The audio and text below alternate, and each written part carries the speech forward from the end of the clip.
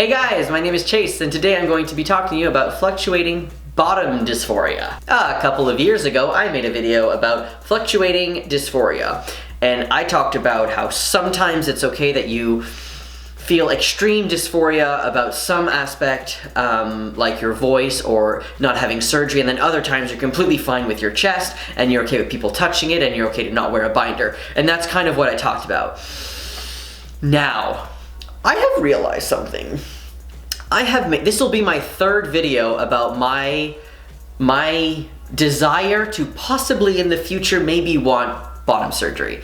And I realized that the last two videos that I've made about this have been almost around the same time of year, I think. I might be wrong on that, and I'm sorry, because sometimes I record my videos and post them months later on, whoops.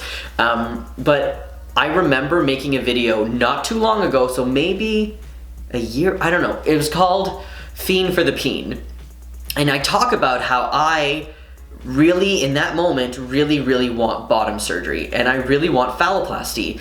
And basically, if you don't know what phalloplasty is, it's a certain type of bottom surgery that trans men can get. They usually take a donor graft from either your arm, your thigh. You can get it from the back of your butt, like your thigh, butt area. You can get it from your side. You can also do the groin one, where they take the skin kind of near your stomach and the groin area to create a phallus. Anyways, so what I was talking about was more the arm one, where this is the most popular one because there is an extra nerve in your arm that they take out and they connect. I will make a video later on about the specifics of phalloplasty and how it works, but basically I want this type of surgery, and that's what I talked about in that video. And it's so weird because my dysphoria with my bottom area fluctuates so much. So currently in my life, I do a lot of review videos.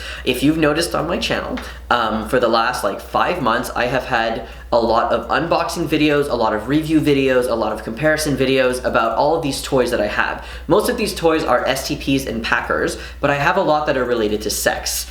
Now the thing with sex, and this is TMI, if you don't want to know this, just warning you, content warning, talking about sex, I use the products to have sex with people, but the person also has sex with me. And that's how I need it to be, and I need it to be 100% equal, 50-50, 50% of the time I do you, 50% of the time you do me.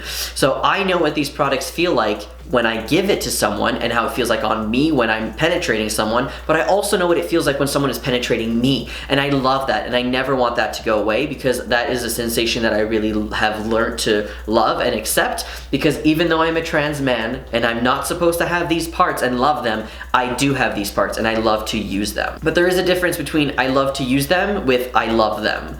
And that's the issue that I'm trying to just get these two pieces of my brain kind of situated together and live together and in harmony, because I don't want to stop reviewing toys. This is my job. I love doing it, and I love providing information for the community so that they don't have to buy expensive $300 STPs and then I review it and it's not really good. Then they don't have to spend $300 on something they thought might work. So that's why I do it. And I'm very fortunate that these companies send me products for me to review, and I'm really grateful that Early to Bed sponsors me and sponsors the videos that I make for them, which is fantastic.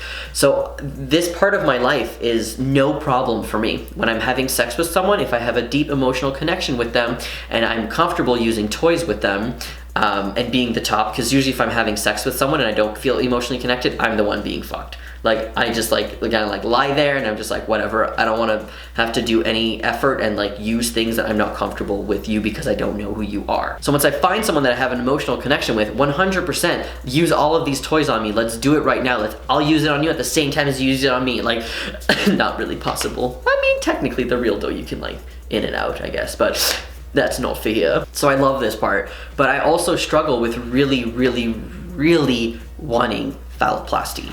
And the thing is that I want a penis, but I don't want to have surgery.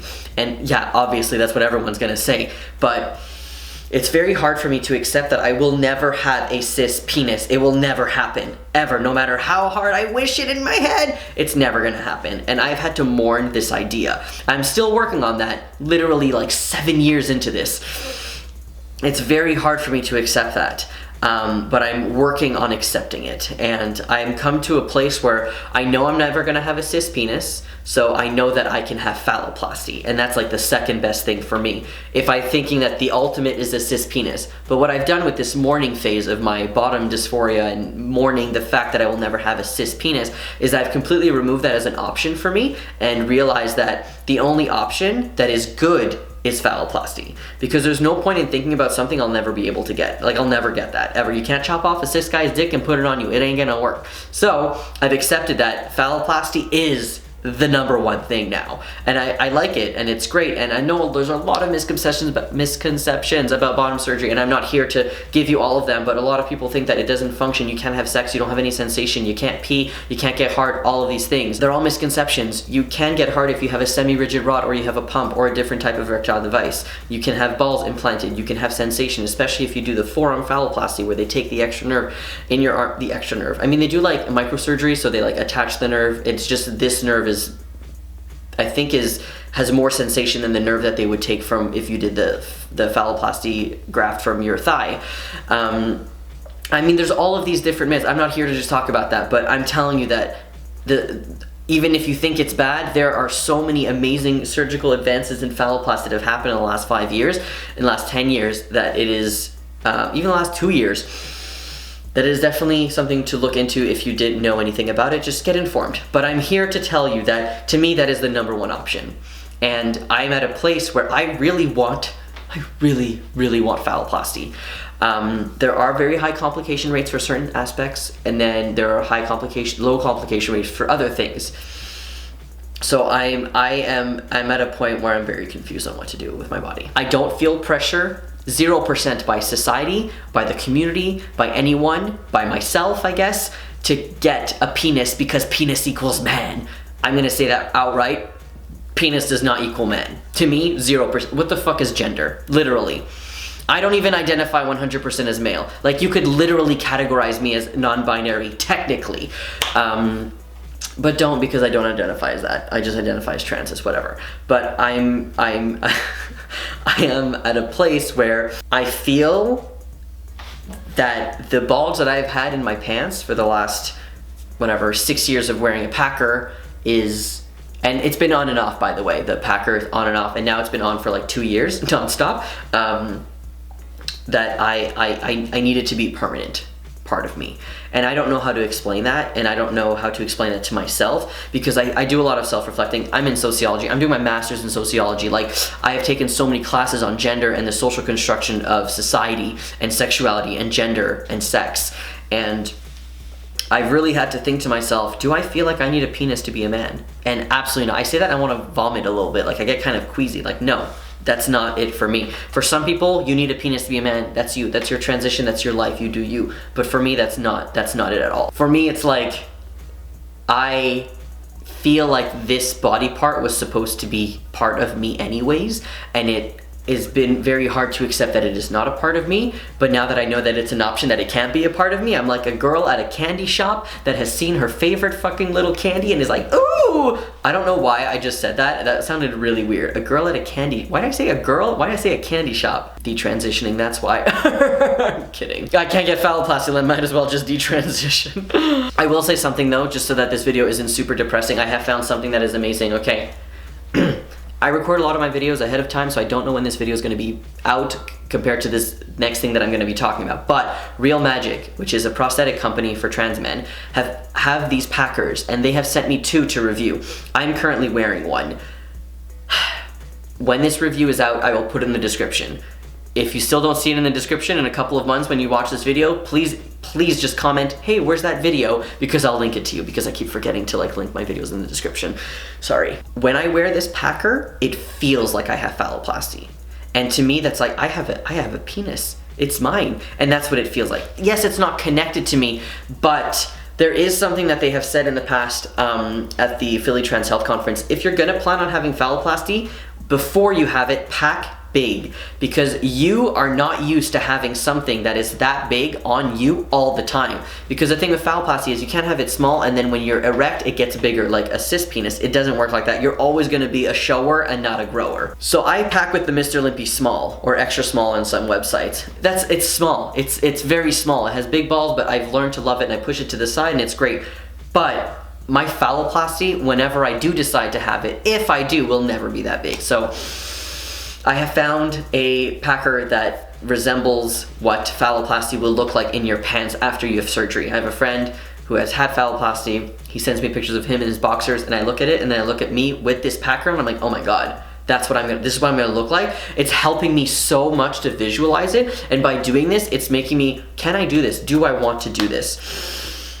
Can I do all of these activities that I like doing, like running, I was gonna say cooking, that's random, but like biking, swimming. Can I do all these activities, yoga, stretching, all these movement activities, I guess, going to the locker room, anything. Can I do all of those things with having something that is so big in my pants that I'm not used to? And I'm not meaning so big, I literally mean 5 inches. Like, that's not big. I don't want like a 10-inch dick. I'm okay with 5. I'm cool. That's fine. So that's the point of this video is, yes, my dysphoria is fluctuating. Yes, do I want bottom surgery? Do I not want it? What type do I want? Because when I'm like, okay, I want it, I'm like, but do I want urethral lengthening? Because urethral lengthening does really add to the complication rate, and I would like to not have a complication with my urethra. Am I okay to sit to pee forever? Pretty much. I think I'm fine with that, honestly. I don't have dysphoria. That's fluctuated too, by the way. I used to like need to stand to pee, but now I'm like, I really don't care. And I'm just imagining all these life events and just walking around, and I'm really excited to review this specific packer, and I am going to talk about that more in the review, so please link in the description when that one comes out. I need to be more organized. I'm sorry, I love you. Sorry, I'm just readjusting to Peen. I am going to say though, I went for a run with this today and it was like flying everywhere. I need tighter underwear because or else it's just going to like, it like ended up with the balls on top, and I was like, yeah, that's what phalloplasty looks like. Anyways, let me know what you think. I know this is like, it seems that there are a lot of people who kind of disappear from the internet once they've reached a certain part of their transition. I'm not planning on going anywhere. If I do end up having phalloplasty, I will document every single second of it on camera. For me and for you, because I love to share my life with you guys, and you guys are like my friends. I'm lonely a lot, so I have you guys. Is that sad? Yeah. No, it's fine. Anyways, let me know what you think. Do you have fluctuating bottom dysphoria? What do you think about, I'm not going to say what do you think about phalloplasty, because I know a lot of people have misconceptions about that and I don't want people talking shit, because you're allowed to not want phalloplasty, but it would be nice if you didn't talk shit about people who have had phalloplasty, because please remember, those are human beings and those are their bodies. I feel like a lot of people forget that, but anyways. And it's not because like one of my closest friends had phalloplasty that I want phalloplasty either. Like, Jesus Christ. It's a lot of self-reflecting and it's getting kind of annoying, and I would like to talk to a therapist about this actually. And I've never wanted to talk to a therapist about this, but I feel like I would either need to talk to a therapist who is like trans and like knows 100% about all of this, so I don't even have to explain one thing, or I need to talk to a trans person who's like willing to talk to me about phalloplasty and who have had the same kind of dilemma as me but have chosen the route of phalloplasty, and then someone else who has chosen the route to not have phalloplasty. Anyways, let me know what you think. I love you so much. Please like, comment, subscribe. I'm almost at 100K, which is literally my dream forever. I can't believe I'm close to this number. So please share this video and let me know what you think. I love you guys so much. Have a great day. Bye.